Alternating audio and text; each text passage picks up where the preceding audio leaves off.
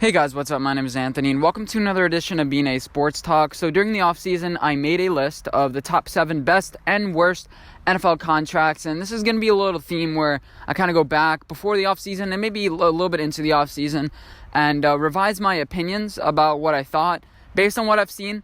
And so basically I made a list about the top 7 contracts. We'll start off with that. So number 1 was Patrick Mahomes, and now this list was basically ranked on how they're going to perform in like the next year or two. And so that I keep that in mind a little bit, not just like right now. Like I include the past, now into the present. So this is like a flowing list based on what I'm expecting them to do and based how they've been performing. And yeah, so that's a little disclaimer. So number 1, I put Patrick Mahomes. He's getting paid around $4.1 million this year. Yeah, I mean, I don't really disagree with this, and yeah, so that's not really much of a difference. Number 2, I had Dak Prescott, which I'm pretty proud of. I'm like, you know what? They're not even paying him that much. It's not that he's like so great, but they're paying him so little that like, yeah, whatever. He's only getting paid like $500,000 this year, and it's like, yeah, that's a great value. Are you kidding me? It's not like 1-to-1. It's not like he's 8 times. He's not 8 times worse than Patrick Mahomes, so it means he's better, kind of like that thing, if you understand like the math of what I'm saying. It's not like a scale, but, you know, $500,000, I had to include him number 2 on the list. This list, I kind of wanted to not include too many rookie contracts and stuff, but I had Tom Brady at number 3 at $20.5 million. This is a good value, and I still think it's a good value. Today we'll get more into that when I make my new list.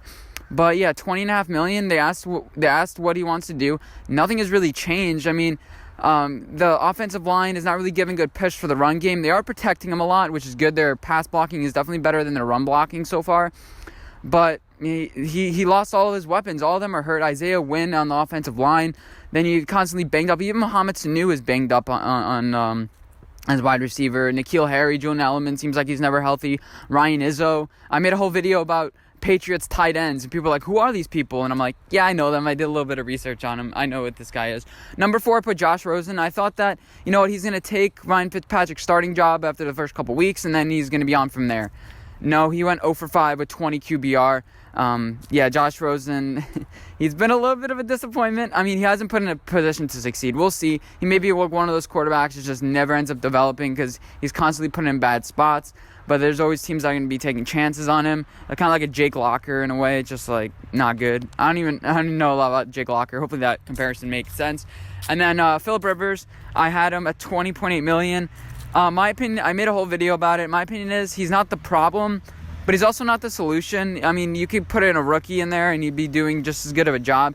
Well, Phillip Rivers is throwing for the most yards, but a lot of that is garbage time.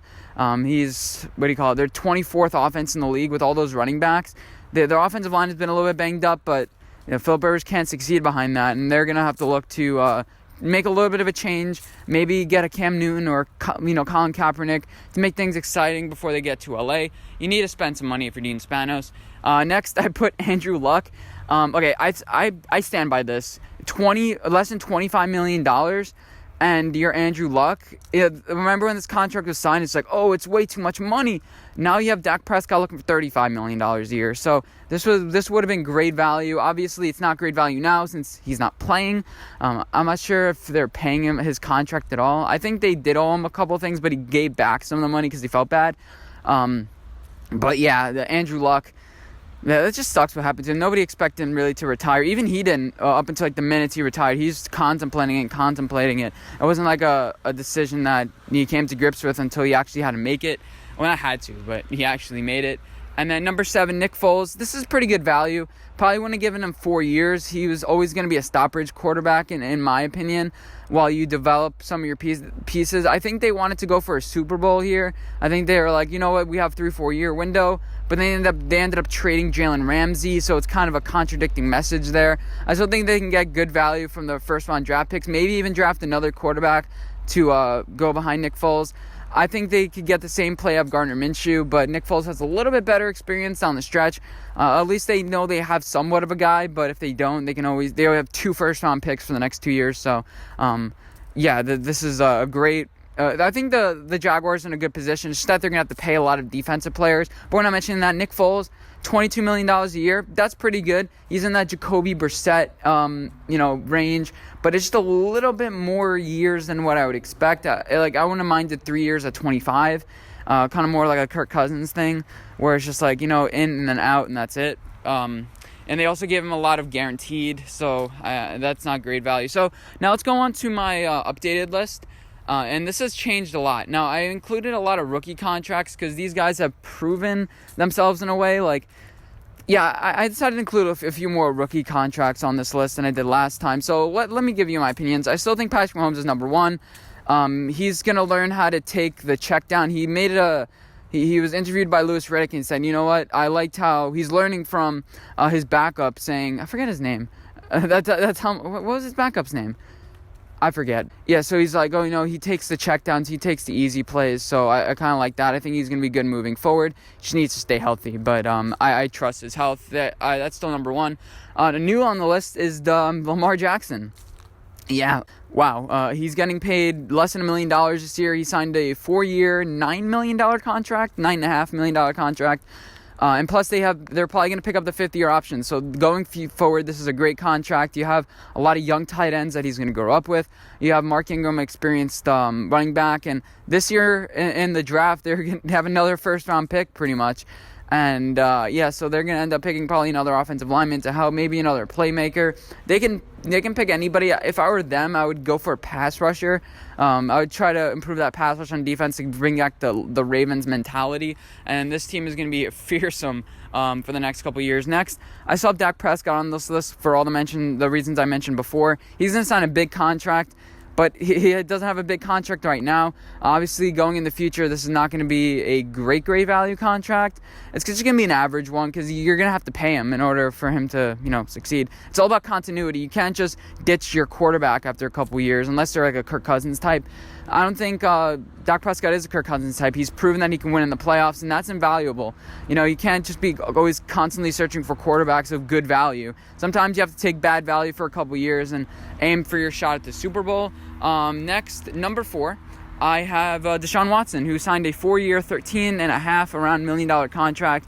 He was like the 15th pick in the draft, I want to say, by the Houston Texans, or 17th. I don't really care. It doesn't really matter. But, he's proven that he can succeed without an offensive line. Now, the game against the Ravens, it was his first game they lost by more than 7 points since his sophomore year of high school, not including the NFL playoffs. That was a mouthful. But, Deshaun Watson is a great character. He can get the ball to anybody. He knows how to dodge contact. Well, in the long term, are the hits that he's taking going to hurt him? We'll see. I like Deshaun Watson. I just don't like the Texans. I used to be a fan of them, but it always seemed like, I don't even know. Sometimes I just get into a hatred of teams all of a sudden. But people are talking about the Houston Texans, how good they were. I'm like, just look at their team. Like, J.J. Watt hasn't done anything in a while. Jadeveon Clowney, I guess you could say, is good, but where's their secondary? And that's going to hurt them in the long term. Deshaun Watson, they went all in on these linemen and stuff. Now they lose to the Ravens by 33, and now they look stupid in a way. So, you went all in on Laramie Tunsil. You went all in on Kenny Stills. I don't know if they're in a position to make him succeed in the long term. Number 5, I still believe, is Tom Brady. Because, I don't know, he's the greatest quarterback of all time. And plus, they can get rid of his contract after this year. And they're developing some players. So Tom Brady, they can do whatever they want with him. They're in control of him, which is good. The contract is not controlling the team. The team is controlling the contract. They can do whatever they want. And Tom Brady is in a contract year, meaning he's going to play hard and do what he needs to do. And, he's... down the stretch, he's going to use his mind. His accuracy goes sometimes, but I still think that Tom Brady is a great quarterback. He's obviously a lesser version than he once was, but, he never really had pocket mobility. It's always been his arm, and the NFL is moving to a little bit more mobile, so the Patriots are going to look to adapt. Imagine they brought in, Lamar Jackson. Imagine they drafted Lamar Jackson, and they're just sitting behind Tom Brady, and all of a sudden they just move off him. But, good. The Patriots they know what to do, so they're flexible with this contract. And then number 6, I'm not sure how hot this is, but I gotta say Teddy Bridgewater. The Saints should re-sign Teddy Bridgewater. Now, this is a weird one on the list. I was gonna include Matt Stafford on this list, but he's just injured. I was going to include like guys like Russell Wilson and Aaron Rodgers, but I think it's a little bit too much money, and I think in the long term it's going to hurt them. So I'm looking a little bit more long term for these contracts. Teddy Bridgewater, they're going to sign him this offseason. This is anticipation to a Jacoby Brissett type deal, a 2-year, $20 million deal. Him and Taysom Hill with this roster, it fits perfectly. It fits like a glove. This team knows Teddy Bridgewater. They like him. And right now he's getting paid, I've seen it, it's around $7 million with like a $6 million bonus. He gave you 5 wins this season, and that's valuable right there. I was going to include Jacoby Brissett, but I think he's injured. Teddy Bridgewater has shown he can be healthy. He's shown he can win with this team consistently. He doesn't have a lot of duds. So that's why I trust Teddy Bridgewater over Jacoby Brissett. And finally, number 7, Derek Carr. $25 million. Again, this is the Andrew Luck contract. People thought it was stupid at the time, but give it a few years and all of a sudden he's undervalued. And, he's 72% completion percentage. He should be, he's going to enter himself in the MVP race really soon. He's a Dak Prescott type thing. Makes all the right plays. He's a great leader. With the whole Antonio Brown thing, he really dealt with that really good. He could have just collapsed. The whole team could have just fell behind him, but he's proven with John Gruden that he can do it. John Gruden is a tough guy. He's a tough coach to be around. Derek Carr has proven that he's up to the challenge. When Antonio Brown came in, he took a leadership role, and even when he left, he's like, you know what? He took the team on his back and like, let's go, let's do this. And now look at them. They're going to be 7-4 after this week, most likely, and in a firm spot to make the playoffs, them and the Bills. Who would have thunk? Anyway, that's my updated list of the top value QB contracts. Hopefully you guys did enjoy. Let me know what your best value QB contracts are, whether you agree, disagree with anything I talked about in this video, and I'll see you in my next one. Bye, guys.